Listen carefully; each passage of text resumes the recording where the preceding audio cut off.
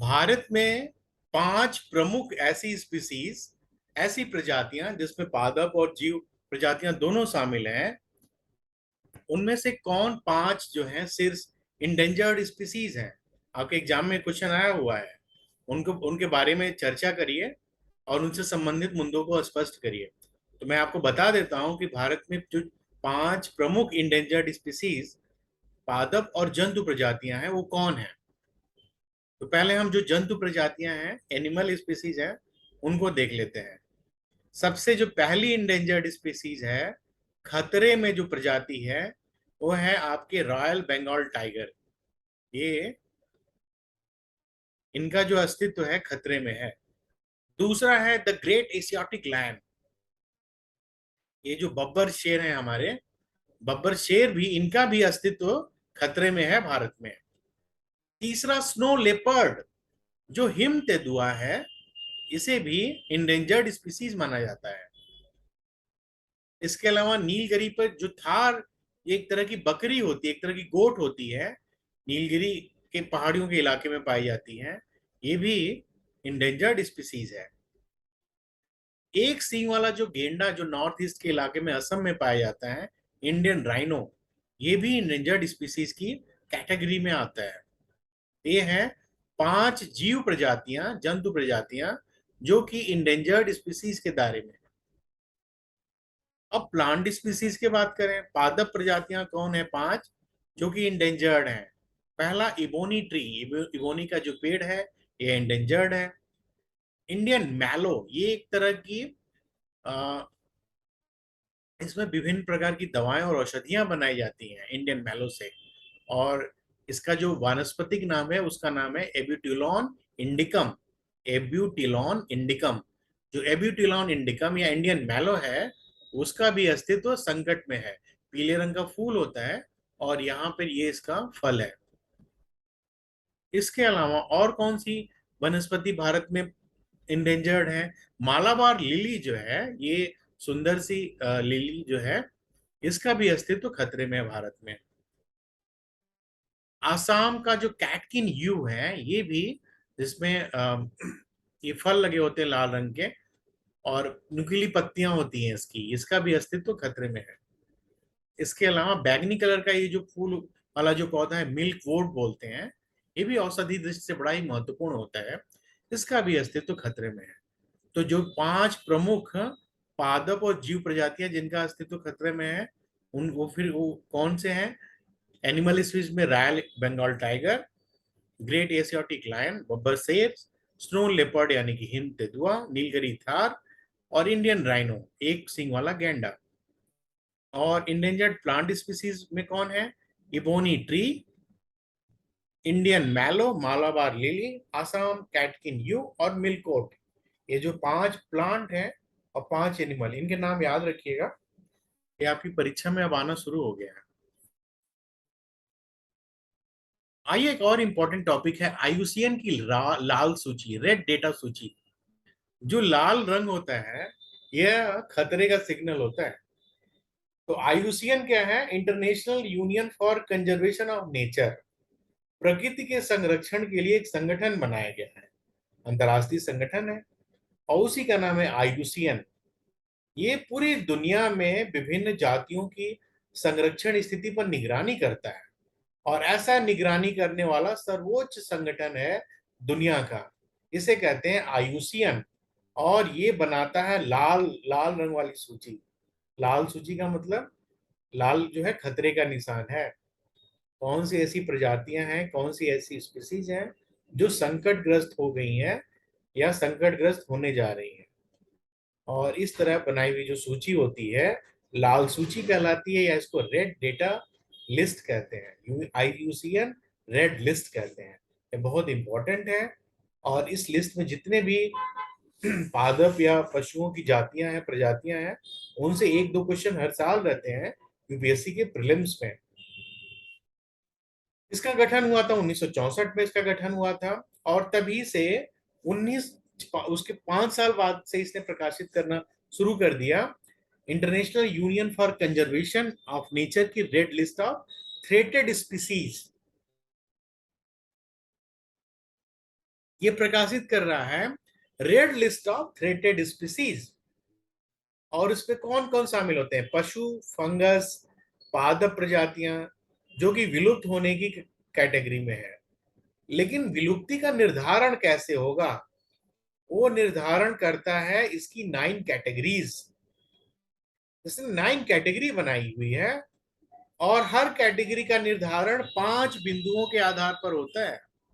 IUCN ने 9 category बनाई हुई है, और हर कैटेगरी का निर्धारण 5 बिंदुओं पर होता है। ये 5 बिंदु आपके स्क्रीन पर हैं। पहला, आबादी में गिरावट की दर। उस प्रजाति की आबादी में, पॉपुलेशन में गिरावट की रफ्तार क्या है? दूसरा, भौगोलिक विस्तार का क्षेत्र। उसका भौगोलिक विस्तार का जो क्षेत्र है, कम हो रहा है, ज्यादा हो रहा है, कैसे उसमें चेंज आ रहा है, ये दूसरा आधार है। तीसरा क्या आधार है? क्या प्रजातियों की संख्या का आकार पहले से ही छोटा है?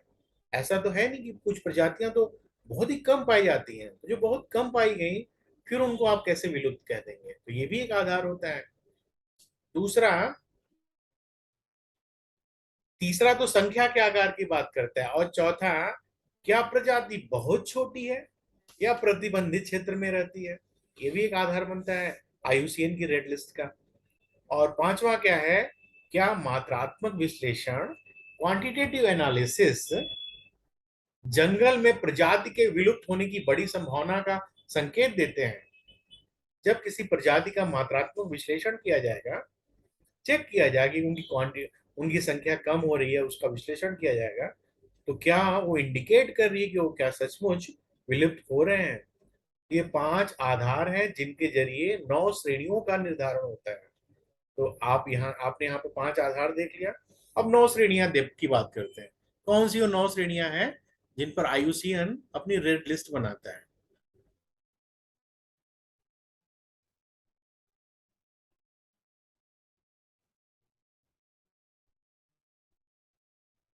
पहला है विलुप्त या एक्सटिंक्ट। जो एक्सटिंक्ट श्रेणी है उसमें उसमें है कि उस प्रजाति का कोई भी सदस्य जीवित नहीं बचा है, तो उसको विलुप्त मान लिया जाएगा, उसको एक्सटेंड कह दिया जाएगा। फिर दूसरी क्या कैटेगरी है? दूसरी है एक्सटिंक्ट इन द वाइल्ड, इसको ईडब्ल्यू कहते हैं। पहला एक्सटिंक्ट हो गया, और दूसरा एक्सटिंक्ट इन द वाइल्ड, इसको ईडब्ल्यू कहते हैं। इसमें कौन सी प्रजाति है?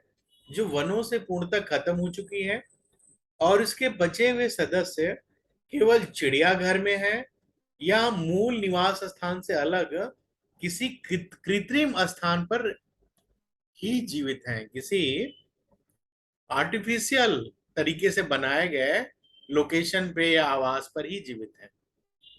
यहाँ पे कृत्रिम वर्ड है। और फिर तीसरा क्या है? घोर संकटग्रस्त, क्रिटिकली इंडेंजर्ड, इसको सीआर कहते हैं। इसको कैसे क्या कहते हैं? सीआर। और ये है, ये इसमें कौन सी प्रजातियां आती हैं? जिनका वनों से विलुप्त होने का बड़ा खतरा बना हुआ है।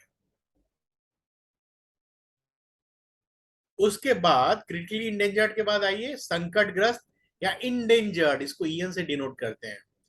इनका ये क्या है?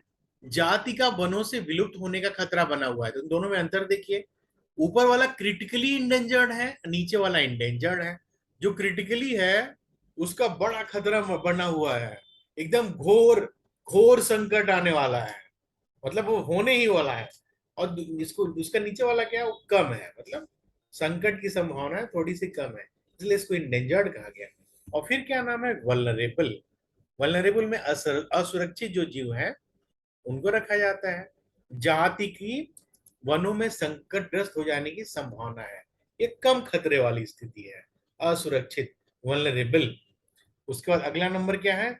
संकट निकट, यानी कि नियर थ्रेटेंड, एंटी, मतलब निकट भविष्य में संकटग्रस्त हो सकते हैं, नियर थ्रेटेंड। उसके बाद क्या है? संकट मुक्त, लीस्ट कंसर्न। लीस्ट कंसर्न का मतलब बहुत कम खतरा है, बहुत कम खतरा में आ गया। लीड लेकिन कंसर्न बना हुआ है, समस्या या चुनौती बनी हुई है, लेकिन है पर बहुत कम है। उसके बाद आंकड़ों का अभाव, ये भी एक कैटेगरी है। ऐसी प्रजाति जिसके बारे में बताने के लिए हमारे पास या आईयूसीएन के पास डेटा ही नहीं है, तो उन प्रजातियों को डेटा डिफिशिएंट या डीडी श्रेणी में रखते हैं। और फिर जो नवा श्रेणी है उसको नॉट इवेल्युएटेड एनी श्रेणी में रखते हैं। इसका मतलब अभी तक इनके संरक्षण स्थिति के मानदंड का आकलन अभी किया ही नहीं गया है, कुछ कारणों से, कुछ दिक्कतों की वजह से, या कुछ आंकड़ों के अभाव की वजह से नॉट इवेल्युएटेड श्रेणी है। तो आप देख लीजिए जो श्रेणियां हैं, ये 9 श्रेणियां क्या क्या हैं। पहला एक्सटिंक्ट या विलुप्त, दूसरा extinct in the wild, one विलुप्त, तीसरा क्रिटिकली इंडेंजर्ड जो घोर संकटग्रस्त है, उसके बाद इंडेंजर्ड जो संकटग्रस्त है, असुरक्षित यानी कि जो वल्नरेबल है, संकट निकट यानी कि नियर थ्रेटेंड है, लीस्ट कंसर्न जिनको संकट तो है पर बहुत कम संकट है, डेटा डिफिशिएंट जहां पर आंकड़ों का अभाव है, नॉट इवेल्युएटेड यानी कि अनाकलित जिनका आकलन नहीं किया जा सकता है क्योंकि डेटा का अभाव है। आईयूसीएन के अनुसार लगभग 37,400 से अधिक प्रजातियों के विलुप्त होने का खतरा है। ये वे प्रजातियां हैं जिनका मूल्यांकन किया गया है जो केवल 28% है। आईयूसीएन रेड लिस्ट जैव विविधता संरक्षण और नीति के लिए एक शक्तिशाली उपकरण है। यह प्राकृतिक संसाधनों की रक्षा के लिए महत्वपूर्ण है जिन्हें हमें बचाना अति आवश्यक है। यह विलुप्त होने के बढ़ते खतरे का सामना कर रहे प्रजातियों के संरक्षण के प्रयासों को प्राथमिकता देने की अंतर्राष्ट्रीय एजेंसियों, राष्ट्रीय सरकारों, संरक्षण संगठनों और वैज्ञानिक संस्थानों के लिए आवश्यक जानकारी प्रदान करता है। ये जो आईयूसीएन की लिस्ट है उसका संकलन कौन करता है, उसका कंपाइलेशन कौन करता है, ये फैक्ट ध्यान से सुनिएगा, आपके प्रीलिम्स के लिए इंपॉर्टेंट है। स्विट्जरलैंड की जो आईयूसीएन लाल सूची, ये जो लाल सूची का निर्धारण कौन करता है, आईयूसीएन करता है। और ये कहाँ बेस्ड है, स्विट्जरलैंड में बेस्ड है। तो लाल सूची का निर्धारण कौन करता है, आईयूसीएन करता है। और ये कहाँ बेस्ड है, स्विट्जरलैंड में। और दिन प्रतिदिन के आधार पर प्रबंधित और संकलित करने का काम कैम्ब्रिज में स्थित global species programme red list unit द्वारा किया जाता है। तो इसमें दो चीजें हैं, एक तो आईयूसीएन है और दूसरा global species programme red list unit. ये दोनों मिलके ये लाल सूची का कंपाइलेशन करते हैं। इन दोनों के नाम आप याद रखिए, एक तो आईयूसीएन जो कि स्विट्जरलैंड में है और दूसरा कैम्ब्रिज में है global species programme red list unit. दोनों की लोकेशन और नाम ये याद रखिए।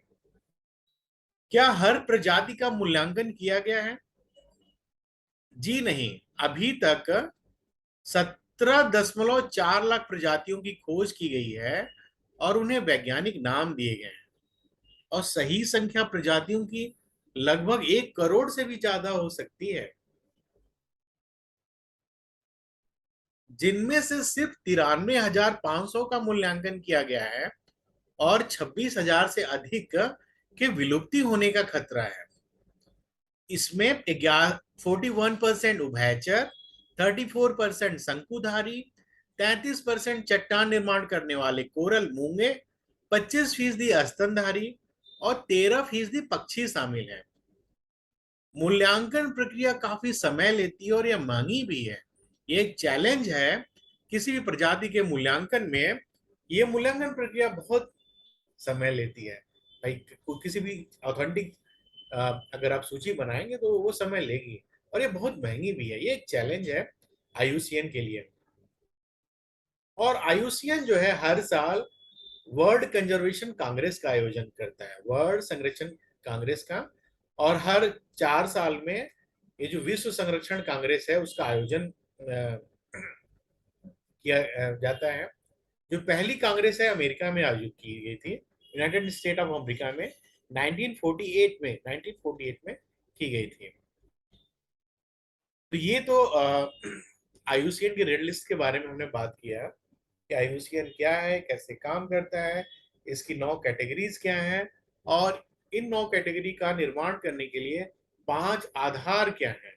5 प्रमुख आधार क्या है, इनको आप ठीक से समझ के अपनी कॉपी में नोट करके प्रैक्टिस कर लीजिएगा। आइए कुछ और रिलेटेड टॉपिक्स पे बात करते हैं जो भारत में खतरे के आसपास जो प्रजातियां हैं, जो लुप्त होने के आसपास जो प्रजातियां हैं, जिन पे क्वेश्चन बन रहे हैं आपके एग्जाम में, उनमें एक प्रमुख है डॉल्फिन। आप सभी को पता है कि डॉल्फिन जो है वो लुप्त होने की स्थिति में अब आती जा रही हैं।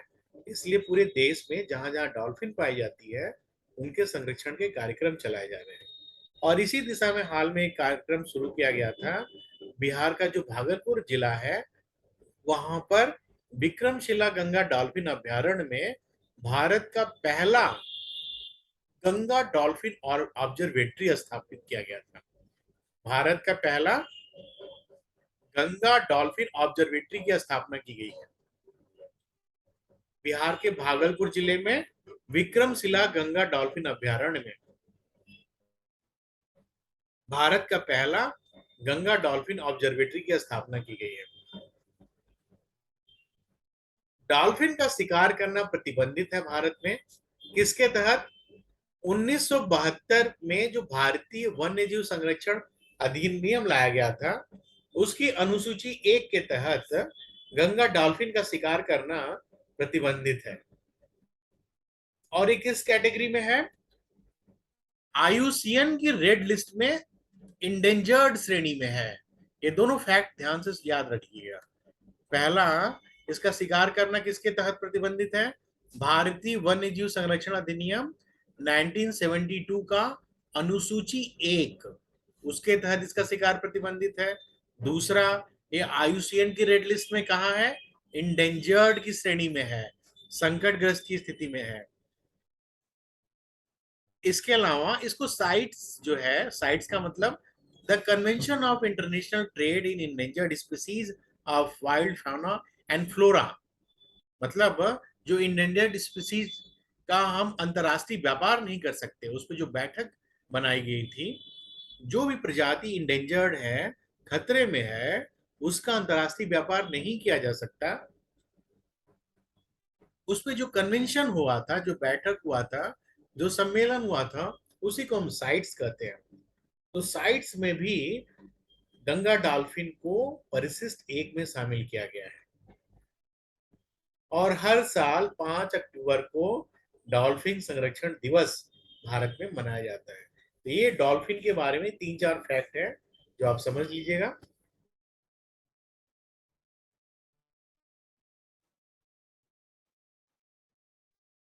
अगर किसी नदी पारिस्थितिकी तंत्र में, एक्वेटिक सिस्टम में डॉल्फिन है तो ये उसके स्वास्थ्य का संकेतक है। मतलब वहां पे टॉक्सिन्स कम है, वहां पे प्रदूषण की मात्रा कम है। तो डॉल्फिन जो है किसी भी इकोलॉजिकल सिस्टम के हेल्दी होने को इंडिकेट करती है। और गंगा डॉल्फिन है, भारत में जो डॉल्फिन पाई जाती है उसको गंगा डॉल्फिन कहते हैं। उसका वैज्ञानिक नाम क्या है?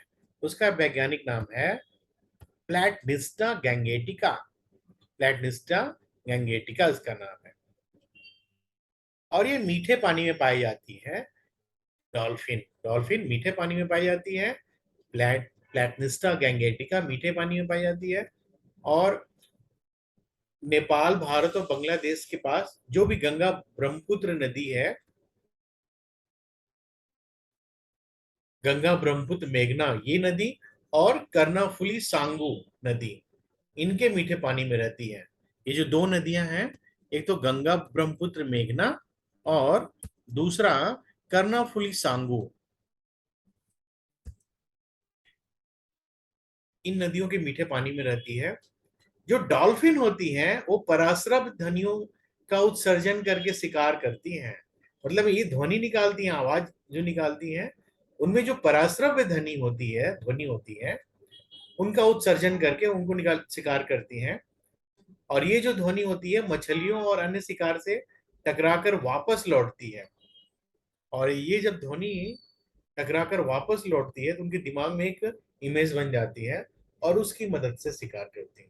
ये तो हुआ डॉल्फिन के बारे में सारे तथ्य हैं कि एक जो इंडेंजर्ड स्पीसीज भारत में है उसकी क्या स्थिति है और उससे संबंधित जो तथ्य हैं।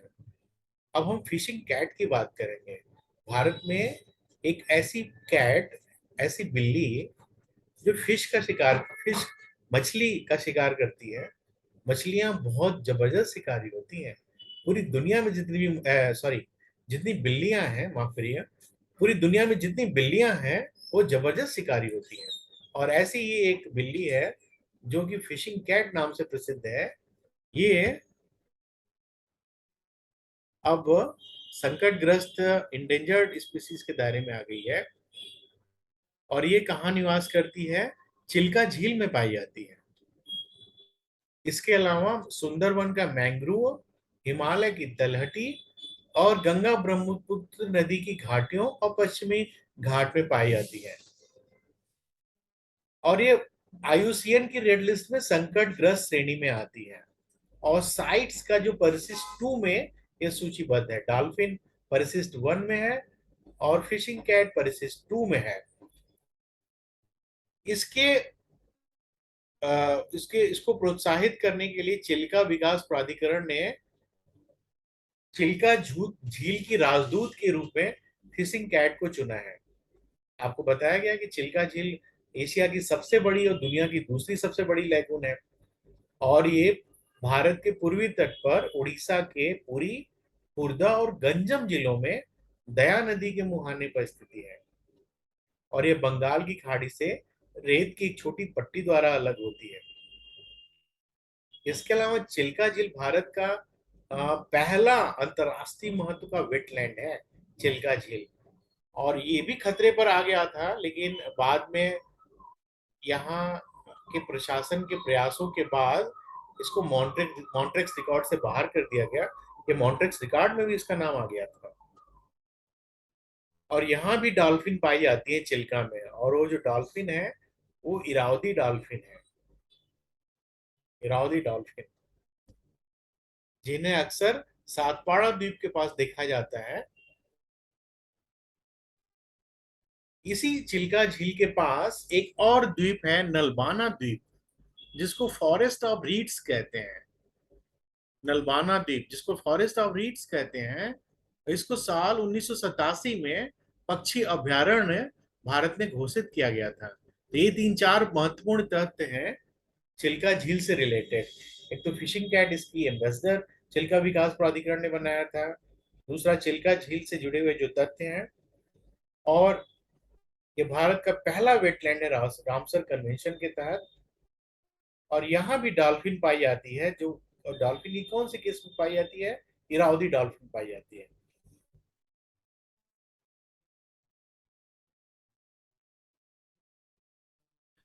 कोमोडो ड्रैगन्स, कोमोडो ड्रैगन्स ये भी संकटग्रस्त श्रेणी में आते हैं। और ये इंडोनेशिया में पाए जाते हैं। ये भारत के जीव नहीं है। इंडोनेशिया की जो कोमोडो ड्रैगन है, ये दुनिया की सबसे बड़ी जीवित छिपकली है। और इसे सुभेद से संकटग्रस्त की श्रेणी में स्थानांतरित कर दिया गया है।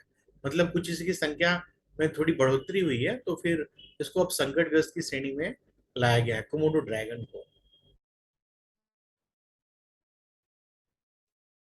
कछुओं के संरक्षण के लिए एक पुरस्कार शुरू किया गया है भारत में, बहलर कछुआ संरक्षण पुरस्कार। और जो बहलर कछुआ संरक्षण पुरस्कार है उसको दुनिया के जो महत्वपूर्ण संस्थाएं देती हैं, उनमें कौन सी महत्वपूर्ण संस्थाएं हैं जो उसको देती हैं? Turtle survival alliance, TSA, IUCN, और कच्छप और मीठे पानी के कछुआ विशेषज्ञ समूह, कछुआ संरक्षण तथा कछुआ संरक्षण कोष। ये 4 लोग मिलकर बहलर कछुआ संरक्षण पुरस्कार देते हैं।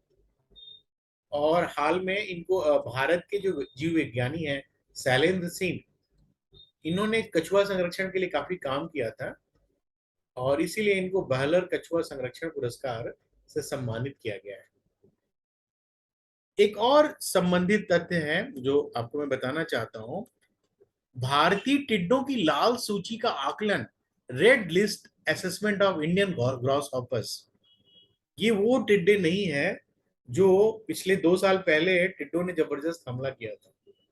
वो टिड्डे हैं इन्वेसिव एलियन स्पीसीज।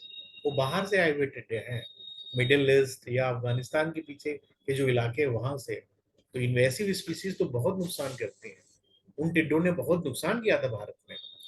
लेकिन यहाँ मैं बात कर रहा हूँ भारतीय टिड्डों की, इंडियन ग्रॉस हॉपर की बात कर रहा हूँ। ये अंतर आप समझ लीजिएगा।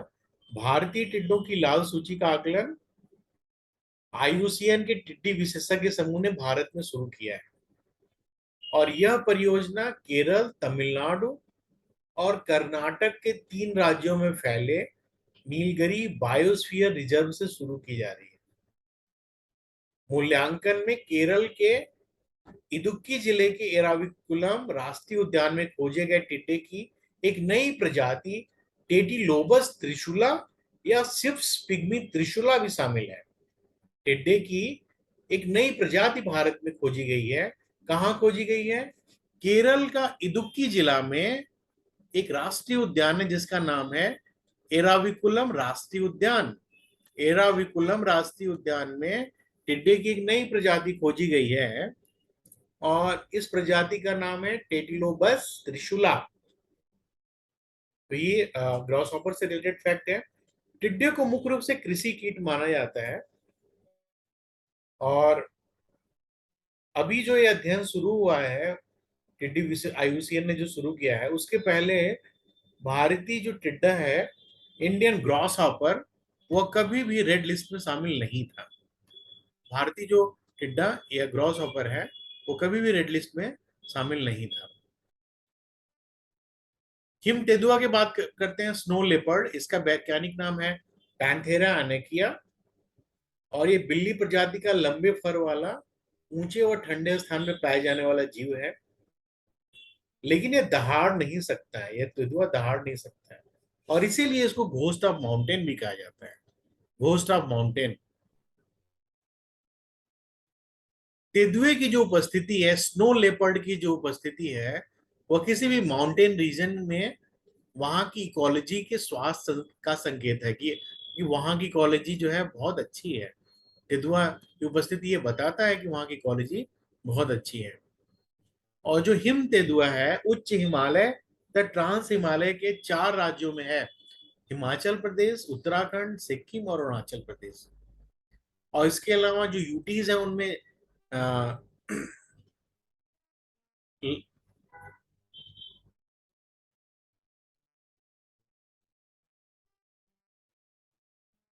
और इसके अलावा जम्मू कश्मीर और लद्दाख के भूभाग में भी पाया जाता है।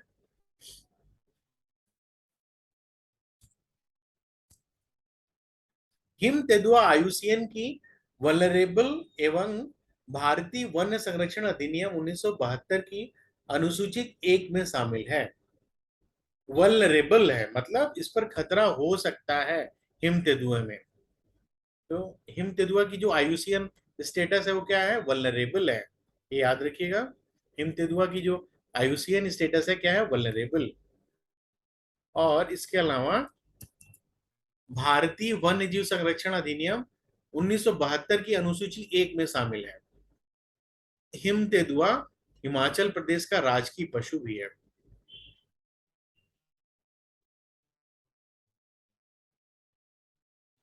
भारत में स्नो लेपर्ड के 3 इलाकों की पहचान की गई है। भारत में कौन से 3 इलाके हैं जहां पर स्नो लेपर्ड की सबसे अधिक संख्या पाई जाने की संभावना है?